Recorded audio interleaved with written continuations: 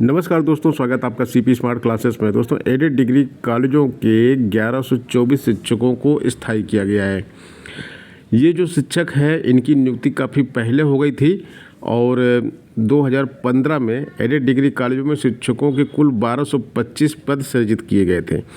वर्ष 2017 में शिक्षकों के इन पदों पर भर्ती की गई। पहली बार पद सृजन होने पर शिक्षकों को अस्थायी पद पर रखा जाता है और न्यूनतम 3 वर्ष तक यह देखा जाता है कि पद सृजन औचित्यपूर्ण है या नहीं।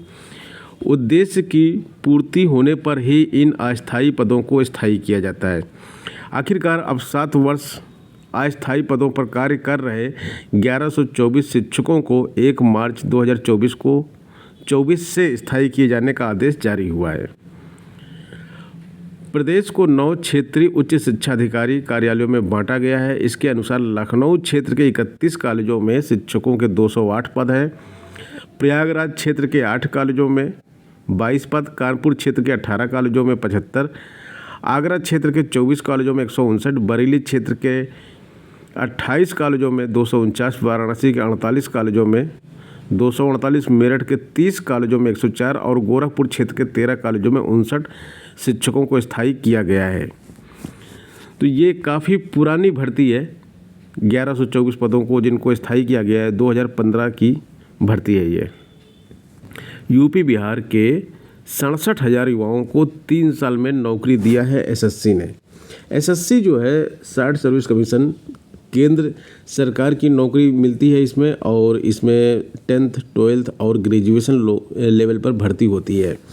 यूपी और बिहार मध्य जोन में आते हैं, तो मध्य जोन की जो सीट निकलती हैं, seat actually all over India level की निकलती हैं, लेकिन मध्य जोन के अभ्यर्थी इसमें सेलेक्ट होते हैं। जैसे 16-17 की अगर हम बात करेंगे तो 6 भर्तियाँ निकाली गई थी एसएससी की तरफ से और इसमें इतने अभ्यर्थी बैठे थे। सेलेक्ट कितने हुए? 1218 अभ्यर्थी।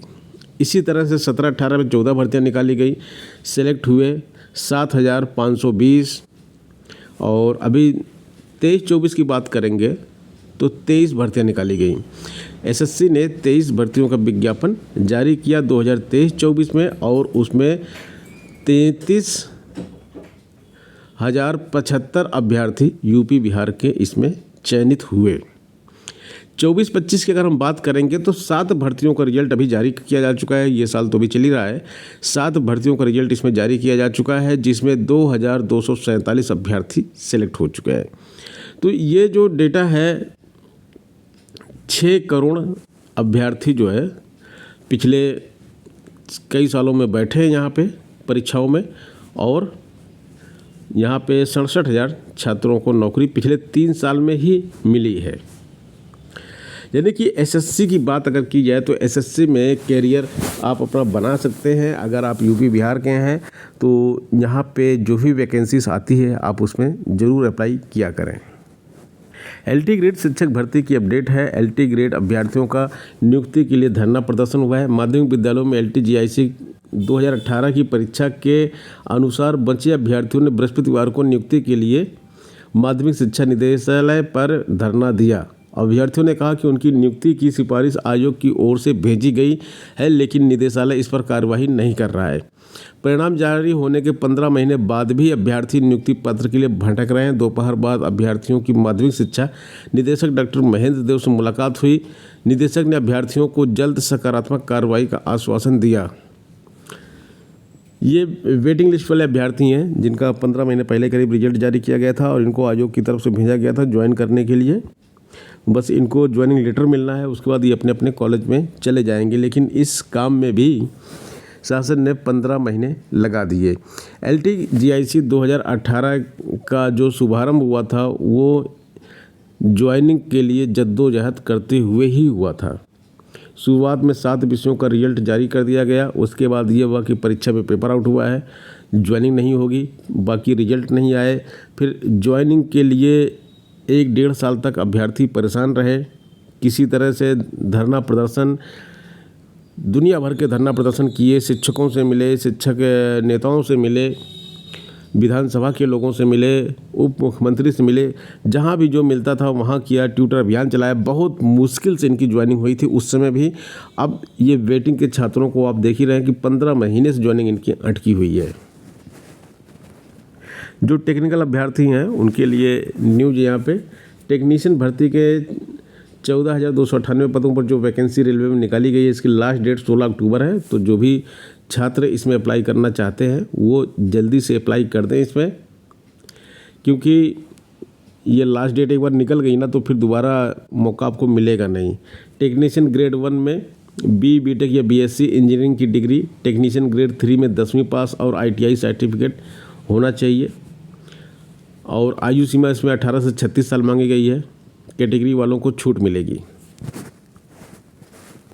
उत्तर प्रदेश लोक सेवा आयोग एक नया अध्यादेश लाने वाला है और उस अध्यादेश के बाद ही अब परीक्षाएं कराएगा। फुल प्रूफ सिस्टम बनाने और पेपर छपवाने के लिए सेटों में पेपर छपवाने की योजना पर काम कर रहा है। उत्तर प्रदेश लोक सेवा आयोग अधिनियम में संशोधन करेगा। इसके लिए अध्यादेश लाने की तैयारी हो रही। कैबिनेट से जल्द ही प्रस्ताव पास कराने की तैयारी है। इससे हाल में कराई जाने वाली परीक्षाएं टल सकती हैं। राज्य सरकार ने पदवार भर्तियों के लिए अलग अलग आयोग और बोर्ड बना रखा है। समूह ग तक के पदों का भर्ती का अधिकार उत्तर प्रदेश अधीनस्थ सेवा चयन आयोग को दिया गया है। समूह क और ख के पदों पर भर्ती का अधिकार उत्तर प्रदेश लोक सेवा आयोग के पास है। लोक सेवा आयोग द्वारा फरवरी 2024 में आयोजित कराई गई सहायक समीक्षाधिकारी और समीक्षाधिकारी भर्ती परीक्षा पेपर लीक होने के बाद रद्द की जा चुकी है। और अब ये परीक्षा कब होगी ये निर्भर करता है पीसीएस की परीक्षा पे, जो कि 27 अक्टूबर को होने वाली है। अगर ये परीक्षा हो जाती है 27 अक्टूबर की, तब तो आरओ की परीक्षा होगी, अदरवाइज ये परीक्षा भी आगे बढ़ेगी। शिक्षा आयोग ने नई भर्ती के लिए सभी विभागों से प्रस्ताव मांगे हैं। उत्तर प्रदेश शिक्षा सेवा चयन आयोग ने नई भर्ती शुरू करने के लिए संबंधित विभागों से अध्याचन मांग लिए हैं। साथ ही ऑनलाइन अध्याचन के लिए पोर्टल भी तैयार कर लिया है। इसी पोर्टल पर अध्याचन भेजे जाएंगे। प्रदेश में लाखों अभ्यर्थी नई भर्ती का इंतजार कर रहे हैं। शिक्षा सेवा चयन आयोग को शिक्षक पात्रता परीक्षा के आयोजन के साथ है अटल आवासीय विद्यालयों, अल्पसंख्यक महाविद्यालयों, अशासकीय महाविद्यालयों, अशासकीय माध्यमिक विद्यालयों और प्राथमिक विद्यालयों में शिक्षक भर्ती की जिम्मेदारी सौंपी गई है। इसके साथ ही आयोग के पास 2 पुरानी भर्तियां भी लंबित हैं, जिसमें असिस्टेंट प्रोफेसर और टीजीटी पीजीटी की भर्ती है। अशासकीय महाविद्यालयों और माध्यमिक विद्यालयों में शिक्षकों के हजारों पद खाली हुए हैं, तो इसलिए अध्याचन मांगा जा रहा है। प्रवक्ता भर्ती के लिए उत्तर प्रदेश प्रावधिक शिक्षा अध्यापन सेवा परीक्षा 2021 के लिए लखनऊ के विभिन्न केंद्रों पर 20 अक्टूबर को ये परीक्षा कराई जानी है। उत्तर प्रदेश लोक सेवा आयोग की ओर से 10 अक्टूबर को परीक्षा के प्रवेश पत्र जारी कर दिए जाएंगे। परीक्षा 2 सत्रों में सुबह 9 से 11:30 और अपराह्न 2:30 बजे से शाम 5 बजे तक कराई जाएगी। पंचायती राज विभाग में 15,000 पदों पर बहाली होगी। पटना हिंदुस्तान ब्यूरो की तरफ से न्यूज़ आ रही है। पंचायती राज मंत्री केदार प्रसाद गुप्ता ने कहा है कि विभाग में लगभग 15,000 पदों पर बहाली विधानसभा चुनाव के पहले कर ली जाएगी। सूचना भवन में प्रेस वार्ता में बुधवार को कहा कि प्रखंड पंचायती राज पदाधिकारी के 29 पदों पर नियुक्ति के लिए अधियाचना बीपीएससी को भेजी जा चुकी है। 366 पदों पर अंकेक्षकों की नियुक्ति हो चुकी है। निम्न वर्गीय लिपिक के 504 पदों पर और पंचायत सचिव के 3,532 पदों के लिए अधियाचना बिहार कर्मचारी चयन आयोग को भेजी गई है। 2,096 तकनीकी सहायक के पद स्वीकृत हैं और नियोजन की कार्रवाई की गई है। 6,570 लेखपाल और ग्राम कचहरी सचिव के 1,504 और 2,304 न्याय मित्र का नियोजन प्रक्रियाधीन है। 694 उन्होंने कहा कि सभी पंचायतें हैं जो 694 में बायोमेट्रिक सिस्टम लगेंगे ताकि कर्मी समय पर कार्यालय आएँ। 1,392 पंचायतों में बायोमेट्रिक सिस्टम लगाए जा चुके हैं। अगले साल मार्च तक सभी पंचायतों में सोलर लाइटें भी लगा दी जाएंगी। तो इस तरह से ये चीज़ देखने को मिल रही है कि 15,000 पदों पर बहाली होने वाली है और ये पंचायती राज विभाग में होगी। तो यहाँ पर एक रोजगार की बड़ी उम्मीद छात्रों के लिए निकल कर आई है। 728 चकबंदी लेखपाल कानूनगो बनेंगे।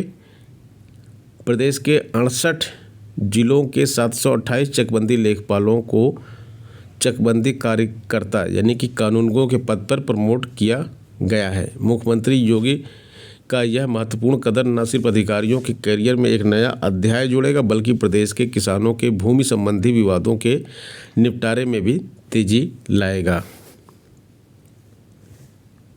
बरेली जिले में सबसे ज़्यादा पदोन्नति हुई है। 60 चकबंदी लेखपालों को कानूनगो बनाया गया है।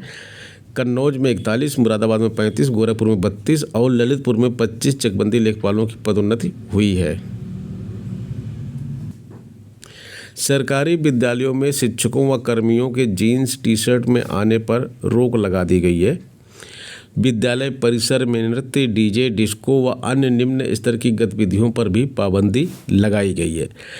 यह नियम जो है बिहार सरकार की तरफ से लगाया गया है। तो बिहार में जो भी स्कूल है वहाँ के शिक्षक जो है अलर्ट हो जाए, क्योंकि इस तरह की पाबंदी वहाँ पे लगाई गई है।